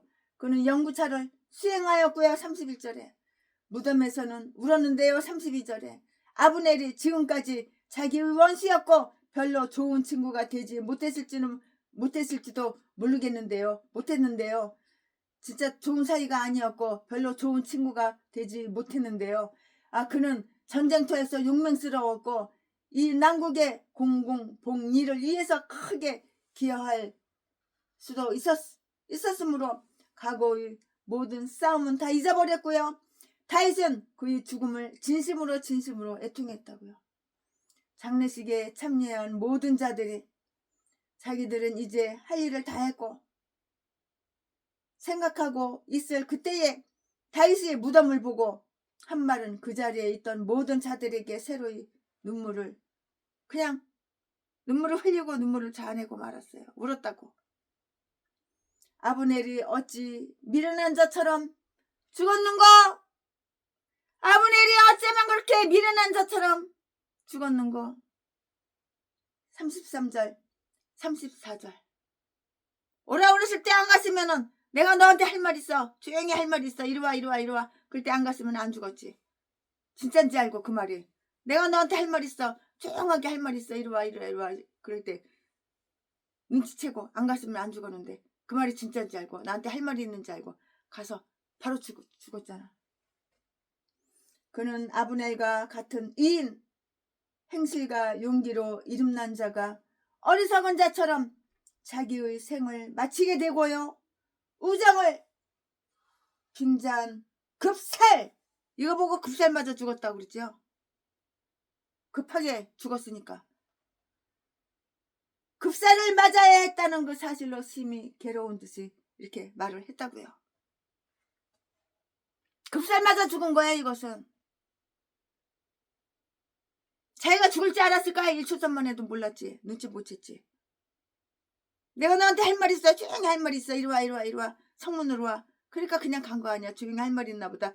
저쪽에 조용히 성문으로 가서 조곤조곤 얘기하려나 보다. 그리고 따라갔는데 바로 찔러서 죽였잖아. 그 자리에서. 자기 죽을 줄 몰랐지. 1분 전에도 1초 전에도 몰랐지. 눈치 못 챘지.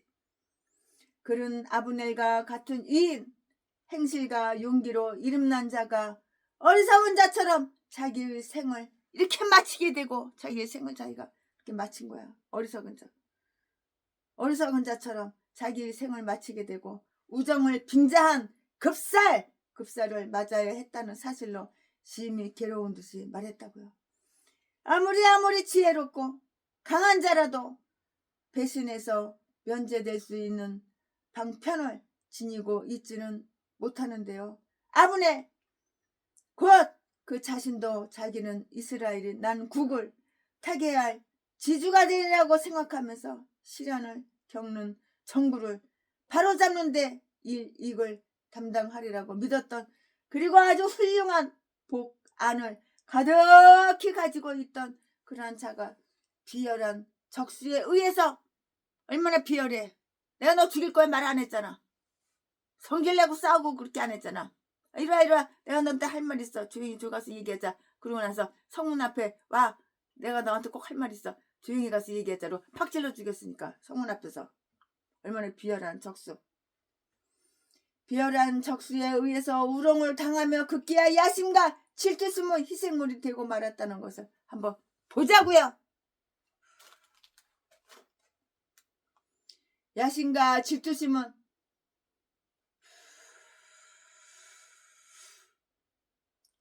지극히 영광스러운 자만을 더럽히고 마는데요. 그러므로 우리는 모두 이 세상적인 어떤 자비량 때문에 어떤 자랑, 자비량이 아니고 자랑, 어떤 자랑 때문에 자만심에 빠져서는 안 되는 거예요. 방백들을 신뢰하지 말지어다. 믿을 놈 하나도 없는 거야. 그러니까 이 세상에. 방백들을 믿지 말라고. 방백들을 신뢰하지 말지어다. 시편 146편 3절 4절 말씀에 믿을 놈 없어. 예수 그리스도 하나님 한 분밖에, 여호와 하나님 한 분밖에는 믿어서는 안 되는 거야. 그 외에 믿을 놈 하나도 없어.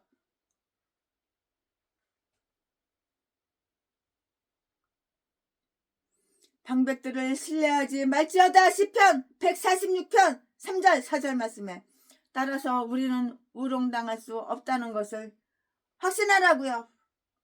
사람이 자기의 생을 누릴 수 있을 것인데요. 그리고 자기에게 기중한 모든 것도, 그러나 그 모든 것을 빼앗기고 말 때가 오리니 지혜와 염려와 정직으로도 그것을 막아낼 수가 없다고요. 그러나 이 세상에는 어떤 도둑놈, 도적도 훔쳐갈 수는 없는 것이 있는데요. 여기서 우리가 우리 자신의 생각, 이안을 지속시키는 것은 스스로의 분별력이 아니라 하나님의 섭리에 은혜를 잊고 있음을 잘 알 수가 있고요.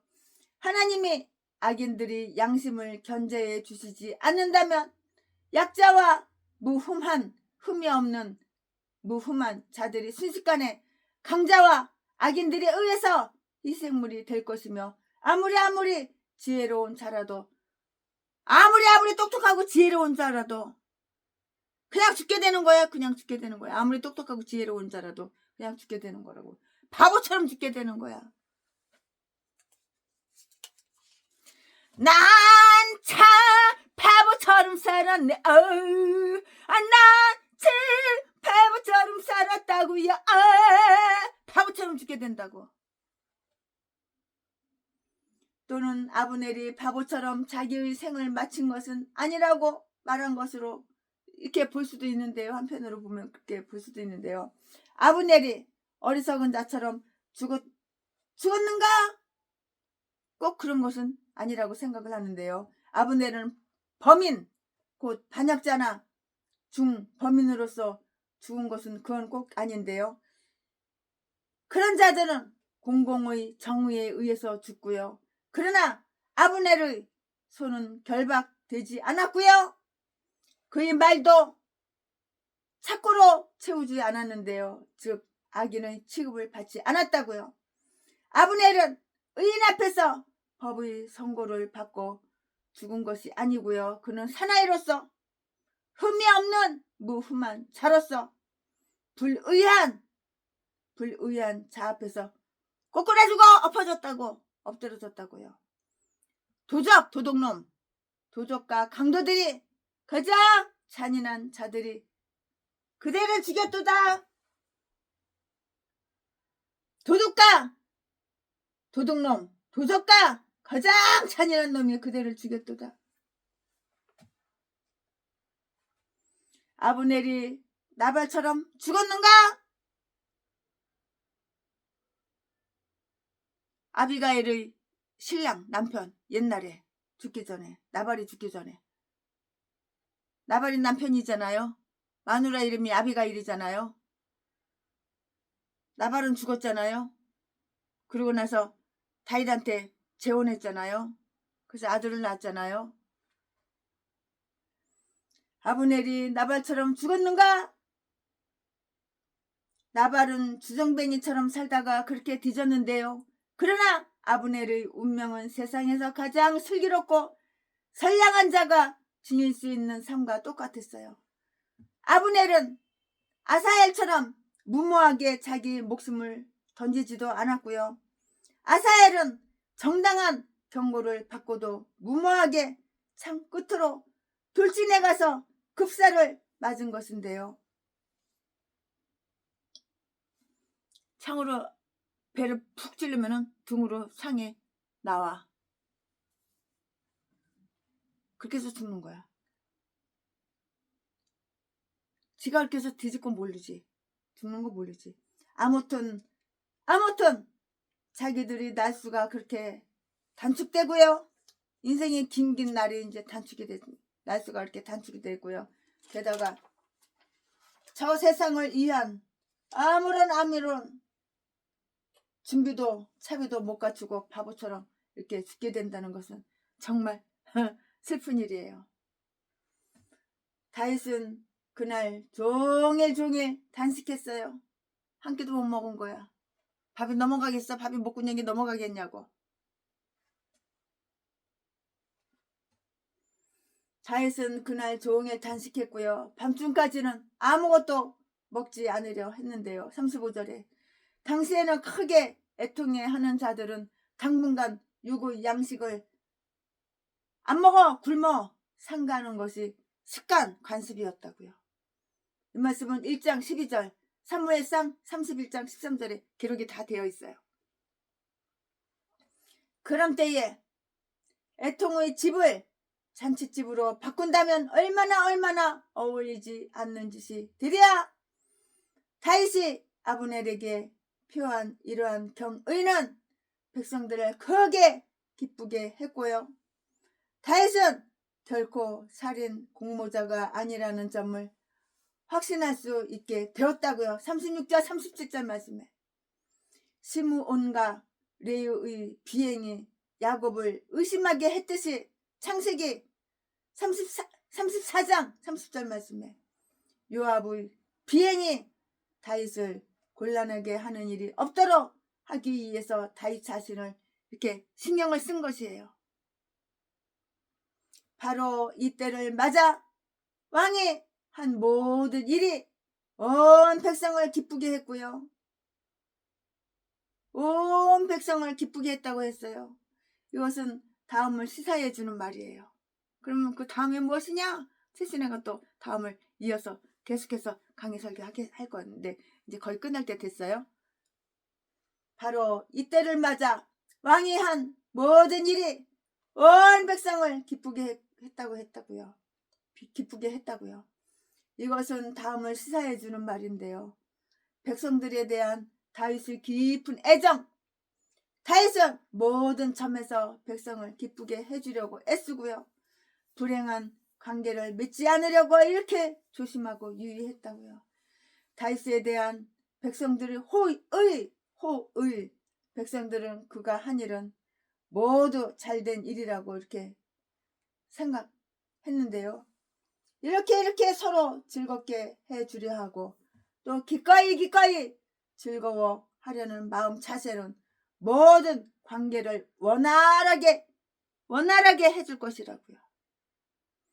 다윗은 자기가 살인자들에게 안전하게 정의를 집행할 수 없었음을 한탄했고요. 30절에 그는 아직 약했다고요. 그의 나라는 신생국이었으며 조그만 동요가 와도 무너질 지경이었고요. 요압의 집안은 큰 권력을 잡고 있었고요. 아주 대범했고요. 이제 와서 다윗이 그들을 자기의 원수로 삼는다는 것은 아주 불행한 결과를 초래할 수도 있었던 그런 터였다고요. 이들 수르야의 아들들은 다윗에게는 힘겨운 자들이었고요. 법으로 다스리기에는 너무나도 거대했어요.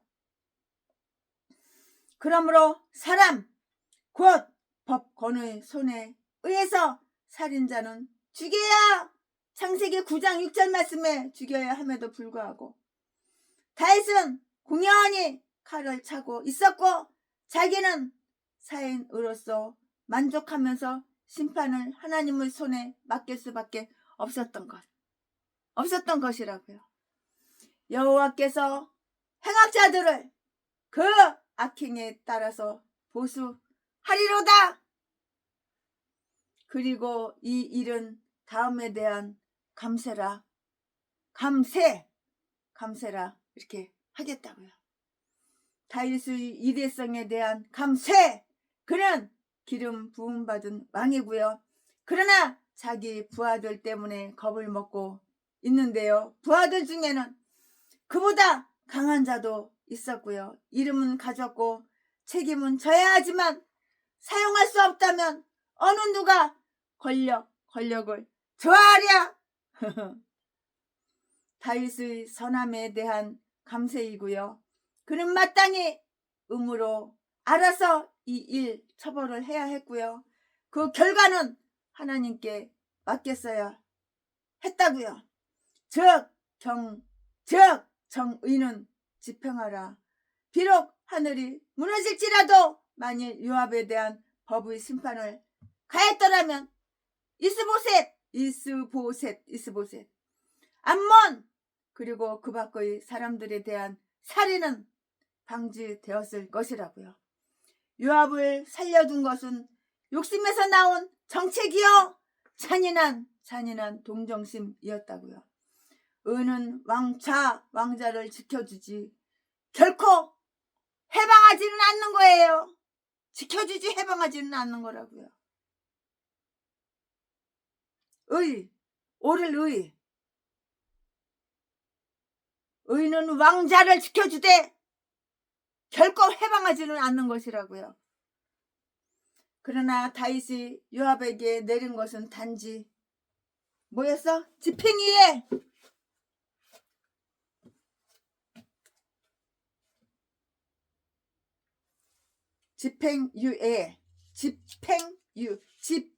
집행유예였다고요. 다윗은 인종스의 아브넬의 죄의 복수를, 솔로몬 그는 전쟁은 칼을 뽑은 적이 없으므로 정의의 칼을 뽑기에 보다 적격자였다고요. 그러니까 맡겼지요. 형벌은 죄인들을 추격하며 마침내는 사로잡고 말 것인데요. 다윗은 아브넬의 아들 야시엘을 등용했다고요. 역대상 27장 21절 말씀에 다 기록이 되어 있어요. 아멘. 최순애 목사가 사무엘하 3장 강해 설교 준비한 것은 여기까지가 끝입니다. 예수로 나의 구주 삼고 성령과 피로써 거듭나니 이 세상에서 내 영혼이 하늘의 영광 누리로다. 이것이 나의 간증이유, 이것이 나의 찬송일세. 나 사는 동안 끊임없이 구주를 찬송하리로다. 온전히 주께 맡긴 내 영, 사랑의 음성을 듣는 중에 천사들 왕래하는 것과 하늘의 영광 보이로다. 이것이 나의 간증이요, 이것이 나의 찬송일세. 나 사는 동안 끊임없이 구주를 찬송하리로다. 아멘. 이제 3절. 주 안에 기쁨 누림으로 마음의 풍랑이 잔잔하니 세상과 나는 간 곳 없고 구속한 주만 보이도다. 이것이 나의 간증이요, 이것이 나의 찬송일세. 나 사는 동안 끊임없이 구주를 찬송하리로다. 아멘.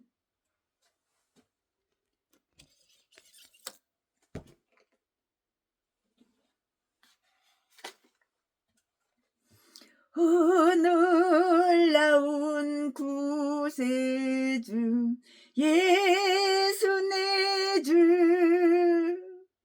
참 능력이 주시로다.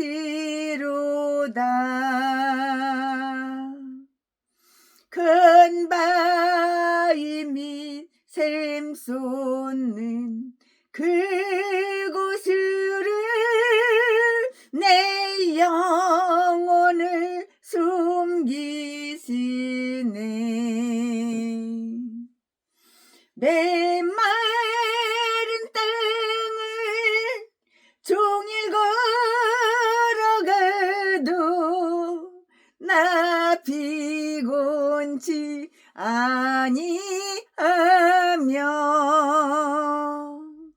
저 위험한 곳 내가 이를 뜨면 큰 바위에 숨기시고 주 손으로 덮으시네.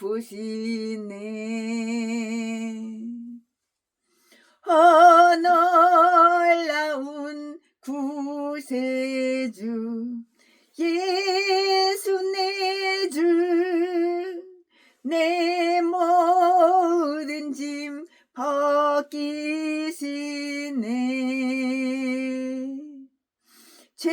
죄악에서 날 끌어 올리시며 또 나에게 힘 주시네.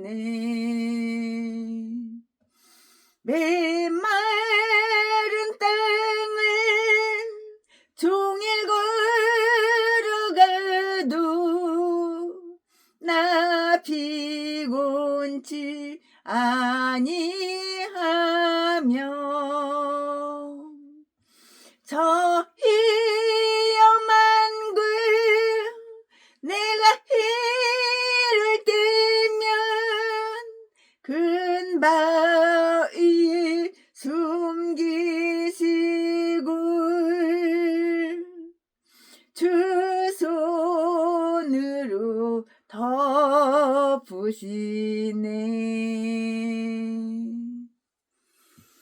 증량 못할 은혜로 채우시며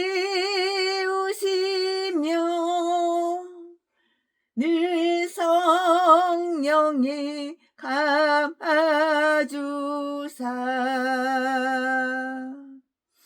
큰 기쁨 중 주님을 찬양토록 내 생활을 도우시네. 메마른 땅을 종일 걸어가도 나 피곤치 아니하며 저 위험한 곳 내가 이를 뜨면 큰 바위에 숨기시고 주 손으로 덮으시네. 주 예수님 공중에 임하실 때 나 일어나 맞이하리.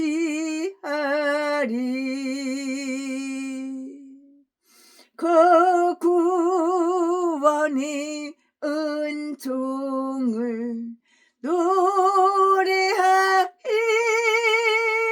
저 천군과 천사 함께 메마른 땅을 종일 걸어가도 나 피곤치 아니하며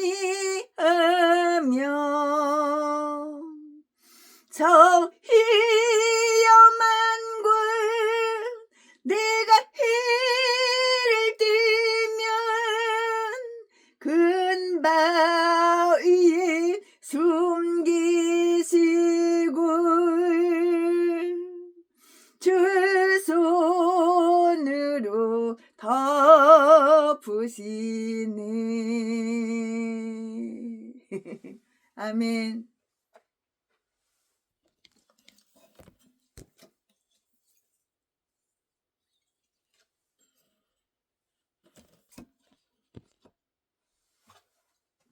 예수로 나의 구주 삼고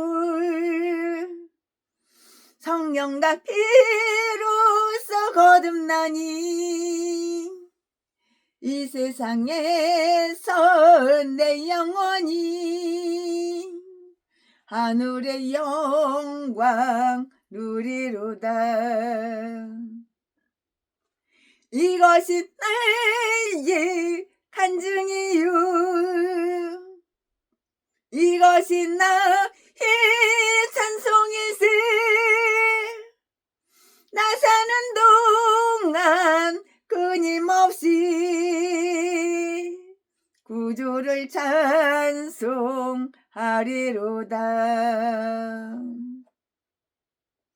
주 안에 기쁨 누리무를 마음에 흥랑이 잔잔하니